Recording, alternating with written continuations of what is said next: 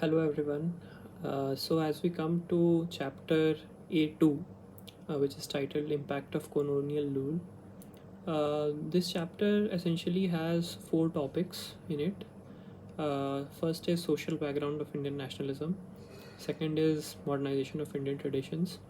Third is protests and movements in colonial rule. And fourth is social reforms in colonial rule. So often I have seen that, and myself neglected this chapter because number of questions which are being asked are a bit less when you compare to chapters like caste, tribe, etc., or village studies. But the important catch here is that to at least prepare very good answers on two topics, which is social background of Indian nationalism and modernization of Indian tradition, because these two topics are coming directly as it is in exam, and there is no trick involved here. They are coming as it is, and one can fetch very good marks if they prepare it well. And so when we talk about social background of Indian nationalism, so it is actually a work which was done by A.R. Desai, who was a Marxist sociologist. And as I had told about him in the previous video also, that he had essentially categorized Indian society from a Marxist economic view, that pre-British it was a feudal mode of production. Then post the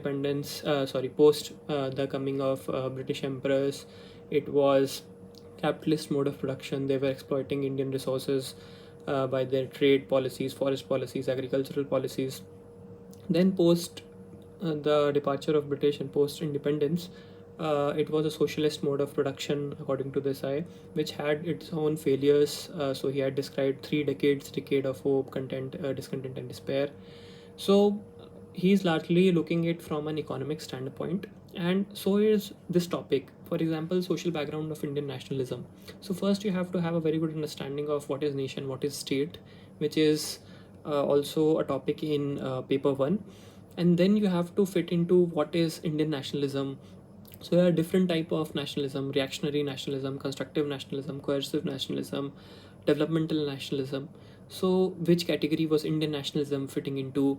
Then A.R. Desai has given it the progress of Indian nationalism was in 5 phases, according to Desai.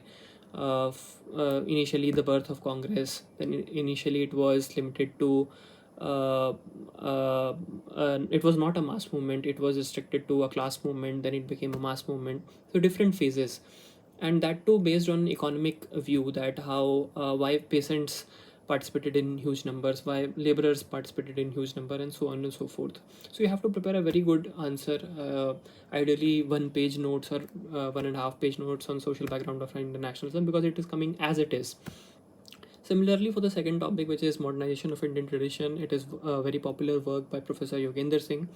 And here the questions of these sorts come very often: that what is modernity? Is India modernizing with traditions? Is modernity contradicting with traditions in India? And so on and so forth. So you have to have a very good understanding for this as well, and you have to have know what exactly Professor Yogendra Singh was talking about. So here I would advise that you go on Google and type modernization of Indian tradition by Yogendra Singh, and go to Google Images. So there you will find a very beautiful chart. In that chart there are 2 rows, which is orthogenetic change and heterogenetic change, and there are 2 columns. First is social structure, second is cultural structure, and within those columns there are 2 sub-columns: that little tradition, great tradition, little tradition, great traditions. So in total that table has 8 entries. So what you have to do is by heart that table. That table is in the essence what the summary of Yogendra Singh had put out in his work, Foundation of Indian Tradition. Since Yogendra Singh is very similar to Parsons, and his work is also an integrative approach. So we have to understand that modernization, different schools have given different views on how India has modernized. So for example, structure functionalist, I mentioned Nivas will talk about Sanskritization and Westernization. Marxists like D.P. Mukherjee, A.R. Desai will give a very different view of modernization. Then there are skeptics to modernity like Ashish Nandi, Partho Chatterjee, then then uh, Sudipto Kaviraj. So these scholars have given a counter view of modernity, that how modernity has brought negative changes. Uh, but when we talk about Yogendra Singh's work, so he has very beautifully given assimilation of different kinds of things that India has modernized both from within and outside, that is orthogenetic change and heterogenetic change, and it has a different impact on social structure and cultural structure. And he has also assimilated what little tradition and great tradition concept, which was given by McMarriott and Milton Singer. So you have to have this view, and of course criticism for those both of these topics, like what are the things which A.R. Desai missed, what are the things that Yogendra Singh missed.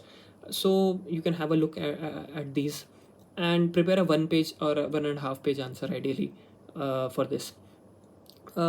Second, then apart from it, the last two topics which are there, which are protests and social reforms. So here you can ideally write from the help of what you study in history, in modern history. The only difference, the only caveat here would be that you have to bring a sociological lens. For example, many years back there was a question on analyze Champaran movement sociologically. So there, you have to not write it from a historical perspective, that what were the dates, what were the individuals, etc., etc. What you have to focus upon is what was the social strata, which was the wide participant in that movement.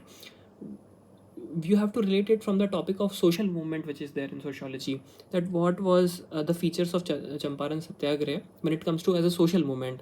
What was there any organizational structure, was it around a single personality, how did it die, etc., etc. So you have to analyze from this lens. Similarly, when you talk about a protest, for example, analyze sociologically SNDP movement. So you have to write it from a lens that which social strata participated in it, what was the outcome, what was the reason. So you have to write it from a angle of what was the impact on caste, what was the impact on family, what was the impact on women, etc., and etc. So whenever you are writing an answer from a sociological lens, try to inculcate elements of society in it.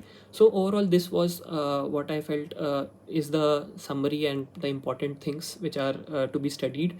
These videos are of course not videos to teach you the subject. You have to read by your own self through your foundation class notes or whatever sources you are referring to. But here is my effort to bring about some things which are important in this chapter, and how to write them well, and my take on this chapter. So thank you for watching.